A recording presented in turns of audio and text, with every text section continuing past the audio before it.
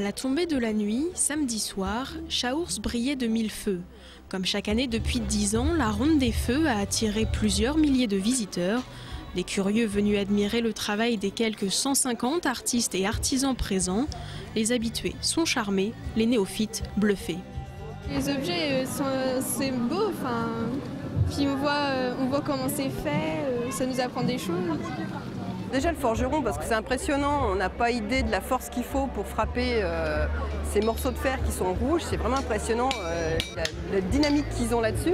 Les poteries aussi c'est impressionnant parce qu'on ne se rend pas compte la patience qu'il faut avoir et la dextérité des mouvements, donc c'est vraiment époustouflant. Ça donne envie d'y retourner chaque année maintenant et de venir le plus souvent possible pour voir des gens merveilleux et des choses merveilleuses. Faire découvrir les savoir-faire méconnus, c'était l'origine de ce projet. Aujourd'hui, la démocratisation continue et le public est de plus en plus réceptif. C'était important de faire connaître ça à nouveau au grand public parce que ça tombait un petit peu dans l'oubli et que ce n'était pas des métiers comme ça réservés à des retraités, à un petit cercle d'initiés, mais qu'au contraire, et la preuve pendant ces soirées, je crois que le grand public est demandeur, retrouve un petit peu ses sources, ses origines.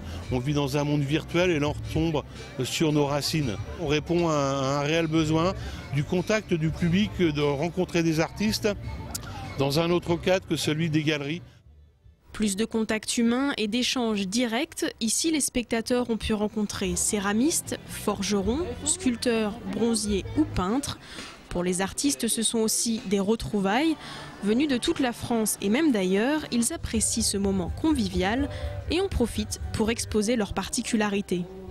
Alors il y a des gens qui viennent de Chaourz, qui viennent de l'Aube, qui viennent de Troyes, d'autres qui viennent d'un peu plus loin. Ils viennent voir les pièces, puis des fois ils sont sensibilisés par les pièces, puis ils disent bah tiens, une petite théière comme ça, une petite théière bretonne, oh bah c'est rigolo, tiens les Bretons ils boivent du thé. Bah oui, et les Bretons c'est des petits Anglais aussi, hein.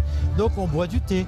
Et ben voilà, et ben tout ça c'est un partage. Ce soir on s'éclate quoi, et on est fatigué, on a fait 600 bornes pour venir ici, mais oh, qu'est-ce qu'on est heureux, quoi. Et quand tout ça, ça se mêle un peu, c'est comme une palette de couleurs.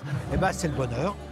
Un moment de bonheur, une nuit magique, une fête humaine. 10 ans après, le pari est réussi.